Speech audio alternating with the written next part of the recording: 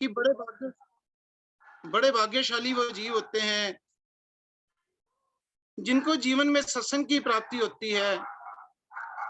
और आगे कहते हैं कि उससे भी भाग्यशाली वो जीव हैं जो सत्संग में आकर सत्संग में जो विचार रूपी मोती मिलते हैं, सत्संग में जो विचार रूपी धन मिलता है, उसको अपने जीवन का अंग बना लेते हैं।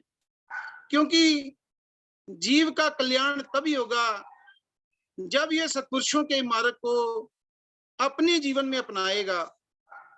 आज ईश्वर की कृपा से इस समता ज्ञान के अथाह सागर में फिर से डुबकी लगाने का सौभाग्य प्राप्त हुआ है।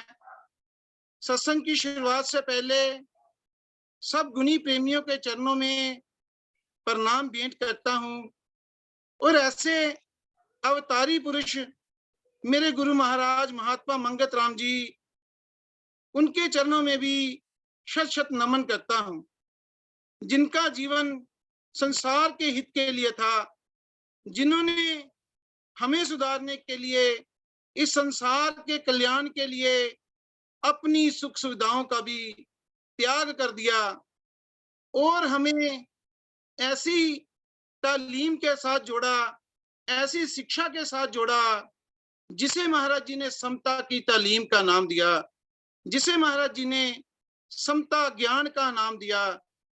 ये ज्ञान अपने आप में पूर्ण है और जो जीव पूरे मन से, सच्चे मन से इस ज्ञान सागर में डुबकी लगाता है या इस ज्ञान सागर से जुड़ जाता है, महाराज जी की शिक्षा से जुड़ जाता है, उसका कल्याण निश्चित है। आज के सत्संग के विषय की ओर बढ़ने से पहले महाराज जी का एक संस्मरण है, उस पर हम ध्यान करेंगे, उस पर हम विचार करेंगे। एक प्रेमी भीमसेन उबराय बरेली से हैं। महाराज जी से पूछते हैं, महाराज जी आपका टेंट बड़ी एकांत स्थान में लगा है, आप रात्रि में यहाँ ही भजन क्यों नहीं कर लेते? आप अपने स्थान क्यों बदलते हैं, जबकि ये बड़ा शांत स्थान है, आप यहीं भजन कर लिया करें। तो महाराज जी प्रेमी जी से कहते हैं कि प्रेमी, ये तो तुम प्रेमियों के लिए इनको ऐसा करना पड़ता है, इनके लिए तो अंदर और बाहर एक जैसा ही है। जब महाराज जी से कारण पूछा तो महाराज जी कहने लगे, प्रेमी ये हिंदू मथा टेकू कौम है, ये पत्थर पूज कौम है, सत्पुरुषों की तालीम पर तो चलती नहीं, उनकी शिक्षाओं को तो अपने जीवन का अंग नहीं बनाते, लेकिन जब शरीर त्याग कर इस संसार से चले जाते हैं तब उस स्थान को अपने स्वार्थ की पूर्ति के लिए मंदिर, मस्जिद और गुरुद्वारों का आकार देकर तरह तरह के पूजा पाठ करने शुरू कर देते हैं। तो महाराज जी के चरणों में बेनती करेंगे कि महाराज जी आपकी शिक्षा पूर्ण है, कृपया आप हमें पूजा के सही स्वरूप के बारे में बतलाएं, क्योंकि पूजा तो सारा संसार ही कर रहा है। और यह भी सत्य है कि अगर पूजा में शुद्धता हो तो हमारे जीवन में शांति आएगी, लेकिन ये भी देखा गया है कि पूजा भी चल रही है और मेरे जीवन में स्थिरता भी नहीं है।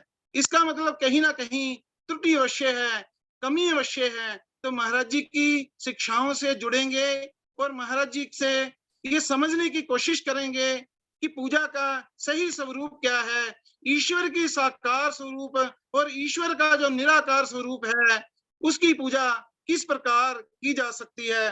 क्योंकि बिना तरीके के जाने हमारे सब जो यत्न हैं वो अकारत ही जाते हैं, बिना अर्थ के सब अनर्थ है। मेरा हर यत्न मुझे सिवाय दुख के, सिवाय मुझे हैरानी और परेशानी के कुछ नहीं देगा, अगर मैंने सही तरीके को नहीं समझा।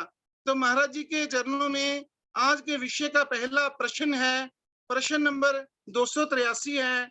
महाराज जी से इसमें प्रेमी पूछ रहे हैं कि महाराज जी मूर्ति पूजा के बारे में आपका क्या विचार है?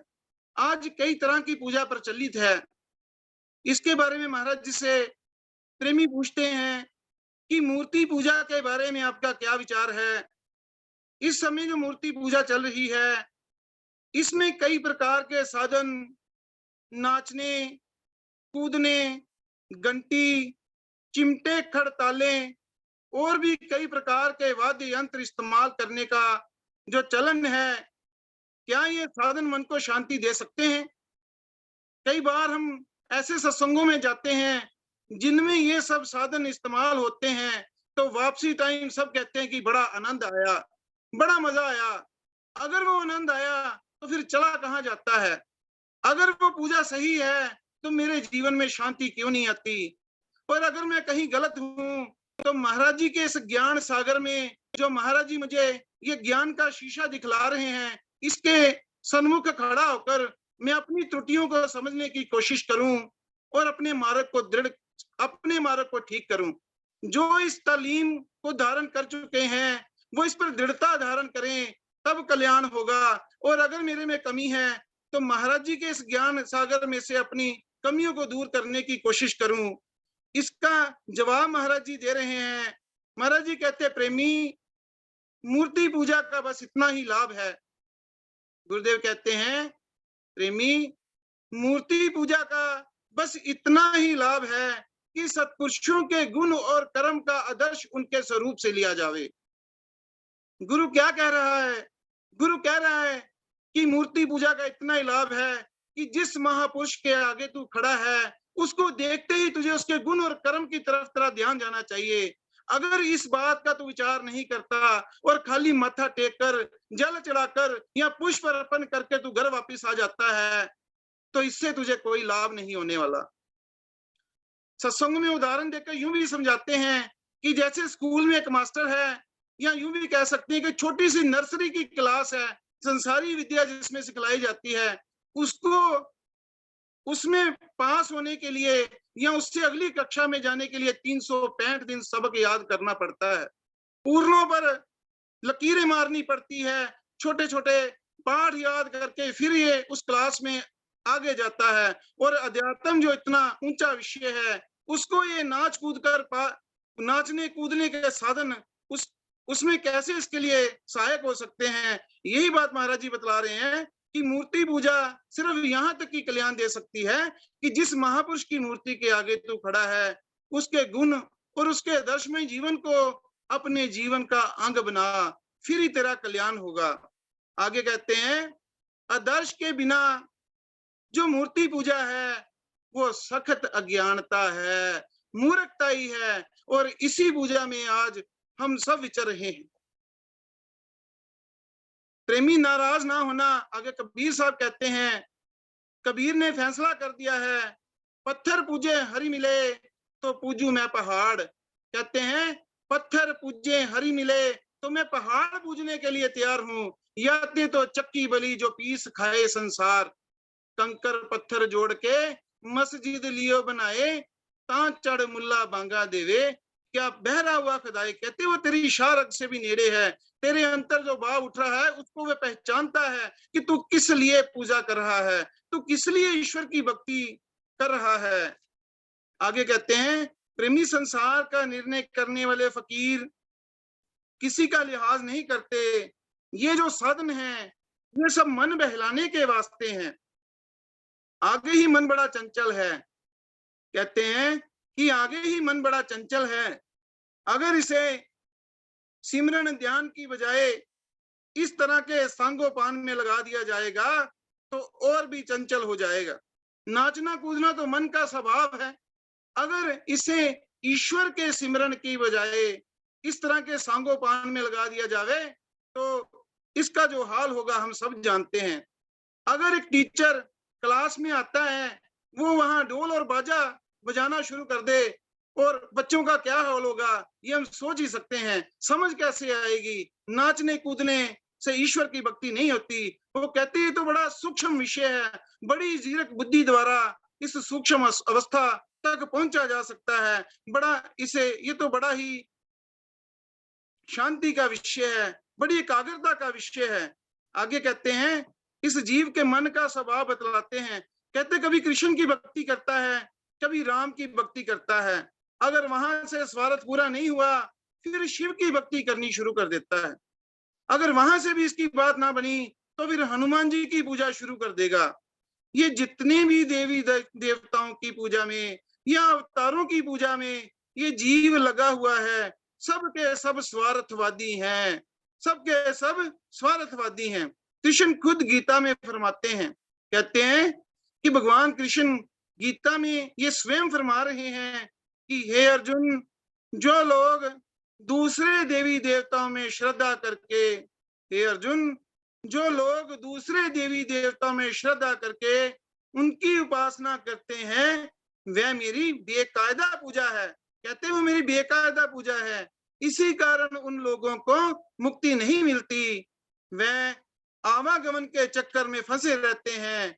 और जो पुरुष, आगे कहते हैं, जो पुरुष स्वार्थ से रहित होकर पूजा का सही तरीका बतला रहे हैं, निष्काम चित्त से मेरी उपासना करता है, यानी आत्मा की खोज करता है, यानी प्रभु से प्रभु भक्ति मांगता है, ईश्वर से उसका सिमरन मांगता है, उनको फिर मैं आवागमन के चक्कर से छुड़ा लेता हूं। प्रेमी, किसी जगह उन्होंने अपने शरीर की भक्ति नहीं बतलाई। कहते हैं कि सारी गीता में भगवान कृष्ण ने एक आत्म स्वरूप की व्याख्या करी है। कहीं भी उन्होंने ये नहीं कहा कि मेरे शरीर को माथा टेको। अगर अर्जुन को उन्होंने ज्ञान दिया, अर्जुन को भी उन्होंने ज्ञान के जरिए उसके संशय का निवारण किया। उसको ये नहीं कहा कि जा मेरी फोटो ले जा, इसको माथा टेक, तेरा कल्याण हो जाएगा। उसके ब्रह्म का नाश भी सत्पुरुषों ने, परम योगीश्वर भगवान कृष्ण ने अपने ज्ञान द्वारा ही उसके ब्रह्म का नाश किया। आगे कहते हैं, आत्म भक्ति के बारे में सारी गीता में वर्णन है। प्रेमी, शरीर तो नित्य तब्दील युक्त है, आत्मा नित्य अविनाशी है, घट घट में व्यापक है।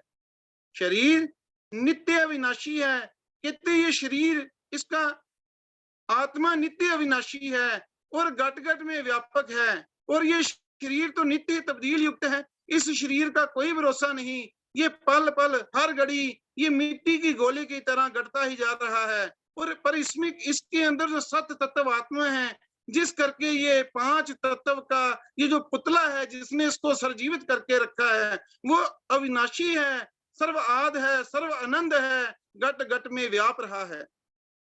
मूर्ख लोग आत्म आनंद को जानने की कोशिश ही नहीं करते।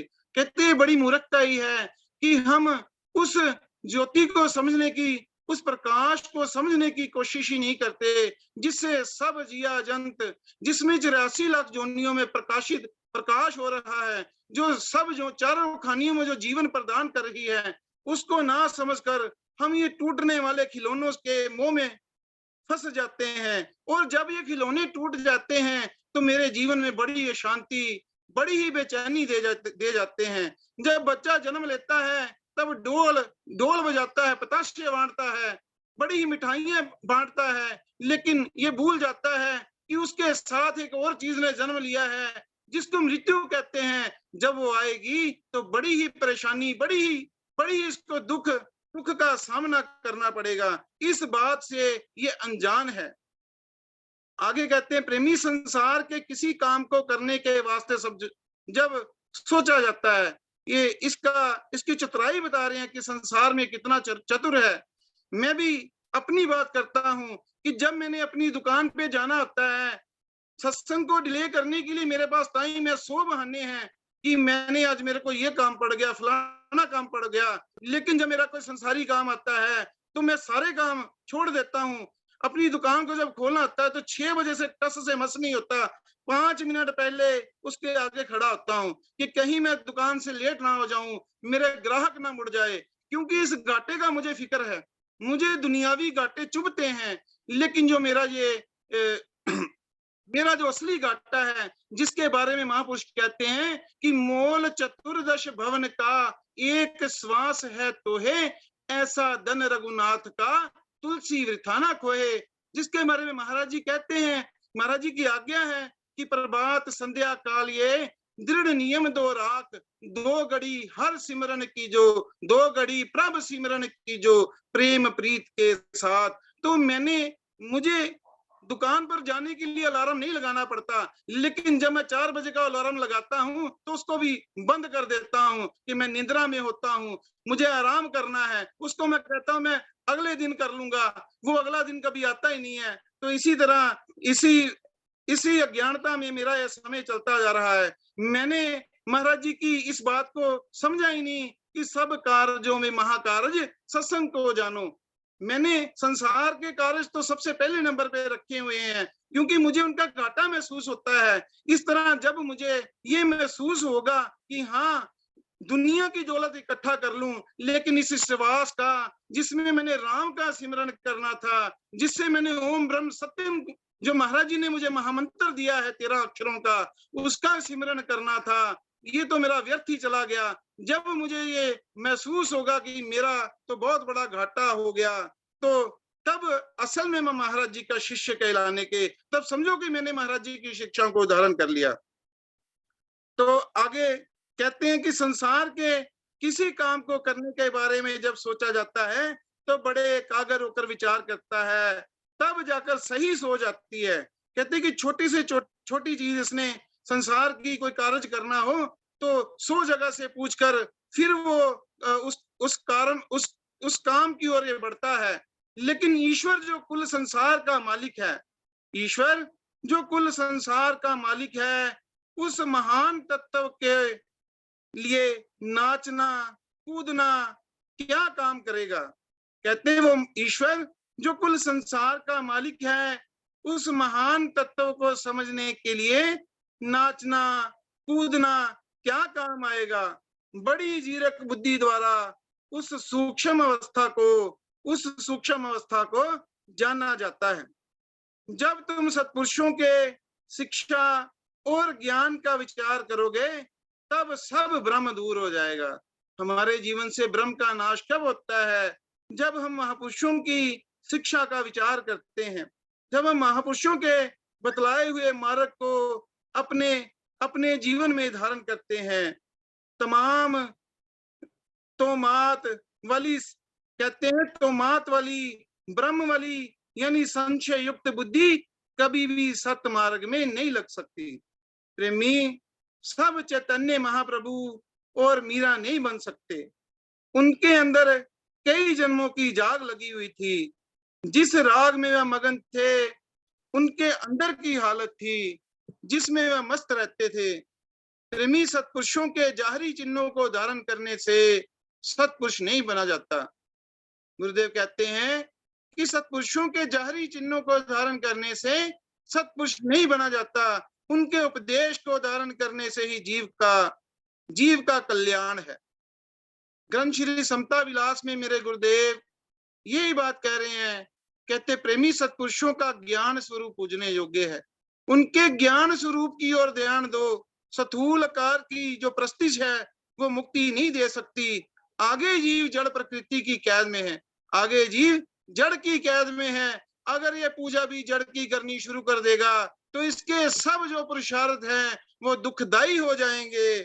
कहते हैं महापुरुष देश और काल के अनुसार कई प्रकार के भक्ति के साधन प्रकट कर दिया करते हैं।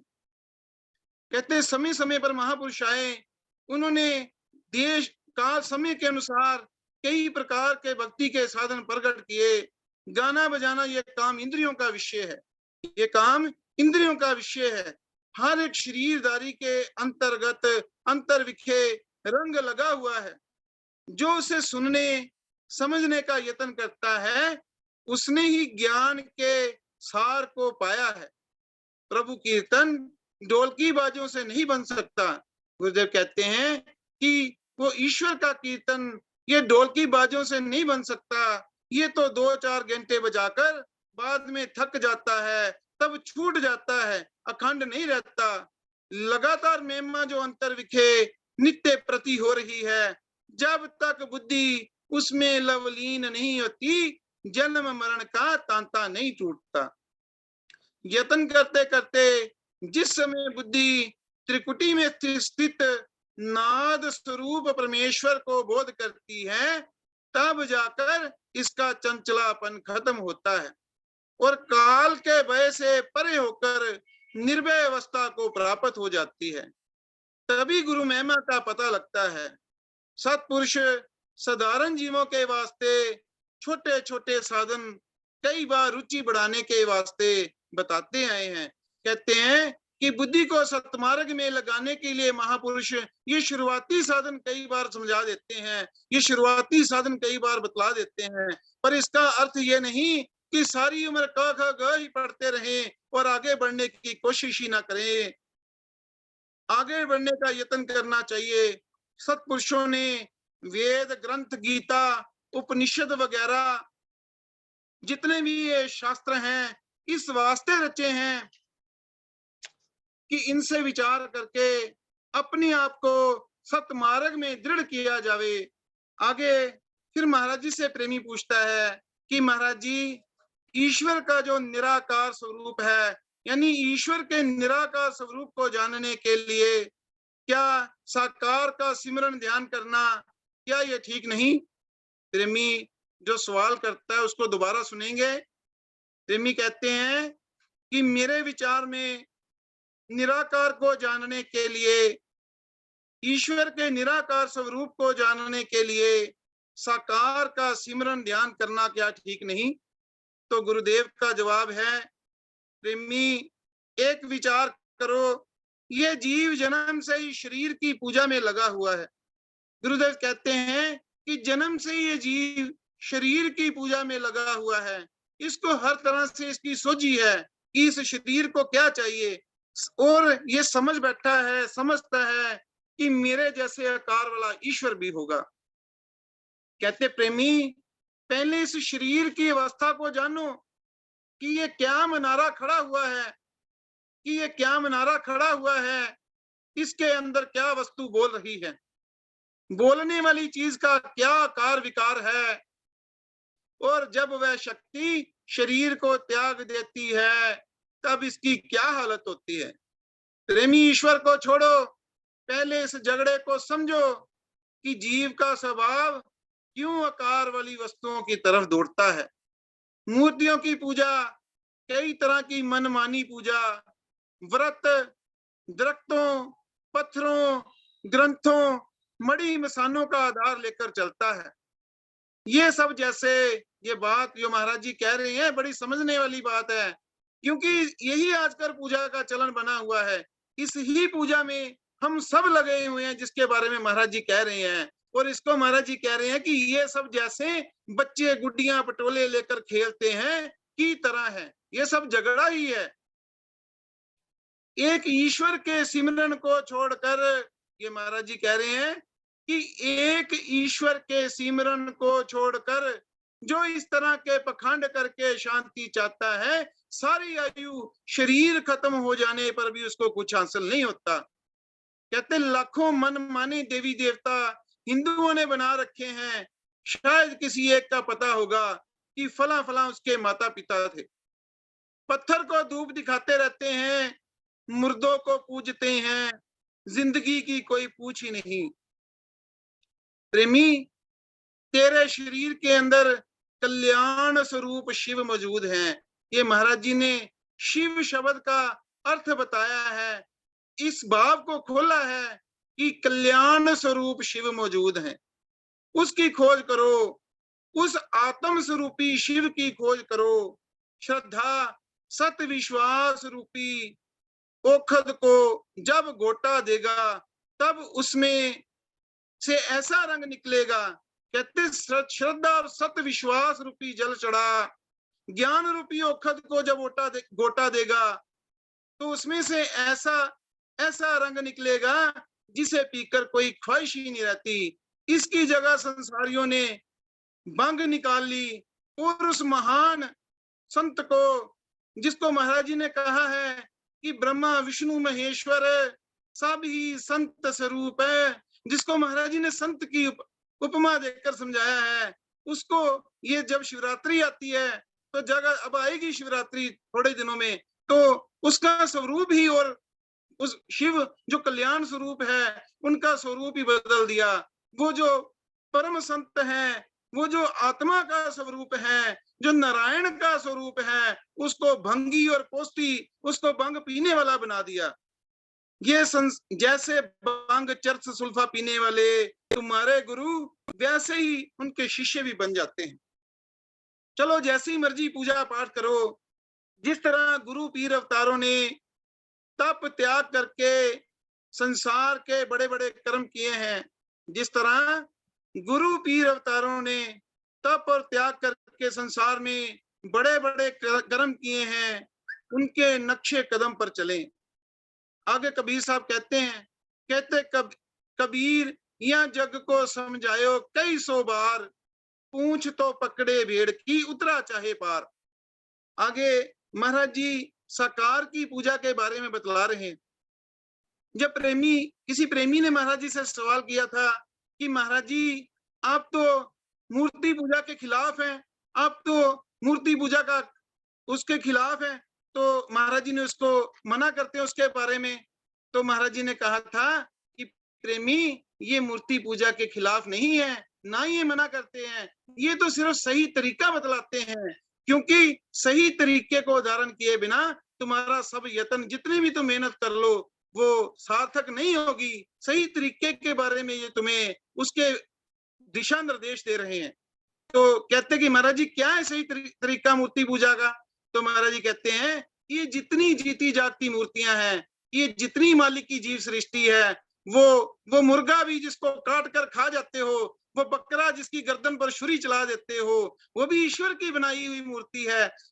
चींटी और हाथी में वो परमात्मा सम स्वरूप में पूरा का पूरा विराजमान है। और ये जितनी जीती जागती मूर्तियां हैं, सबकी तन मन धन से सेवा कर। कहते हैं करना क्या है, इस तरीके को धारण करो, तन मन और धन से सबकी सेवा कर, मन वचन और कर्म से किसी को कष्ट ना दो। कोई भूखा है उसकी अन्न पानी से सेवा कर, कोई दुखी नाथ है यथाशक्ति जो उसकी बन सके सेवा करो।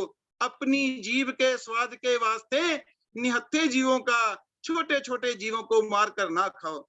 लेकिन आज अक्सर ये बात देखने में आती है, जब नवरात्रि आते हैं तो कहते हैं कि फ्रिज में कोई अंडा पड़ा ना रह जाए, तो मुर्गे की टांग पड़ी ना रह जाए, क्योंकि कल माता रानी का अवतरण होना है।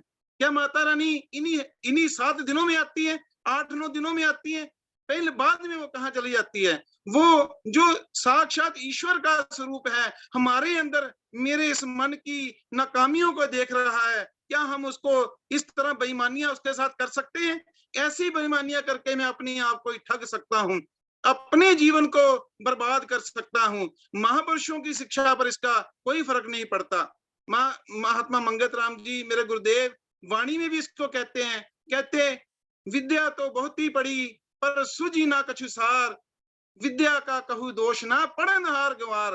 कहते हैं अगर इन ग्रंथों में से अगर तू समझ लेकर चलेगा तो तेरा ही भला है, तेरा ही जीवन सुगंधित होगा। अगर तू मनमानियां करेगा तो इसमें तेरा ही नुकसान है।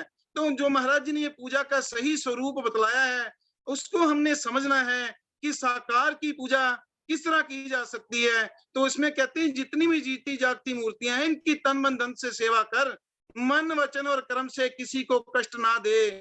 कोई नंगा है उसे कपड़े दे दो, कोई दुखी अनाथ है उसकी जो सेवा बन सके करो। अपनी जीव के स्वाद के वास्ते किस छोटे छोटे जीवों को मार कर ना खाओ। धर्म अधर्म को समझने वाली बुद्धि रानी है, जो कि पल में सब जायजा ले लेती है। जब ऐसा अमल अख्तियार में लाएगा तब असली मूर्ति का पुजारी जान। प्रेमी, अब ये बात जो महाराज जी ये बतला रहे हैं, ये बड़ी ही प्यारी बात है और बड़ी समझने वाली बात है। क्योंकि इस बात को ना समझने करके हम बड़ी बड़ी दूर स्नान करने के लिए जा रहे हैं, बड़ी बड़ी दूर पहाड़ों में जाते हैं, गुफाओं जंगलों में हम जाते हैं कि कहीं से मेरा कल्याण हो जाए। लेकिन कल्याण तो सत्पुरुषों की शिक्षा से जुड़ने में है। कहते प्रेमी मन की मैल साफ करो। और मन की मैल साफ कैसे होती है? ये मेरे गुरुदेव कहते हैं सेवा और सिमरन को धारण करने से और निमाइशी जीवन को त्यागने से जाती है। शरीर की मैल नहाने से जाती है, चाहे घर में नहा लो, चाहे उधर हरिद्वार में गंगा में जाकर नहा लो। असली गंगा तो आत्म स्वरूपी गंगा है जो तेरे अंदर चल रही है, उसकी ओर ध्यान कर। उसमें जब तू स्नान करेगा तब तेरी वासना का नाश होगा, तब तू मुक्ति रूपी परम पद को प्राप्त होगा। इसके बारे में तो मेरा ध्यान ही नहीं है, क्योंकि मुझे गुरु भी ऐसे मिल गए जो कहते हैं कि अपना इधर चढ़ावा चढ़ाओ और जैसे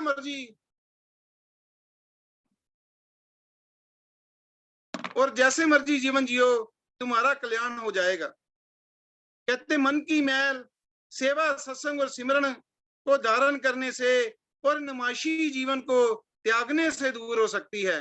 प्रेमी छोटे छोटे आश्रय ना ढूंढो।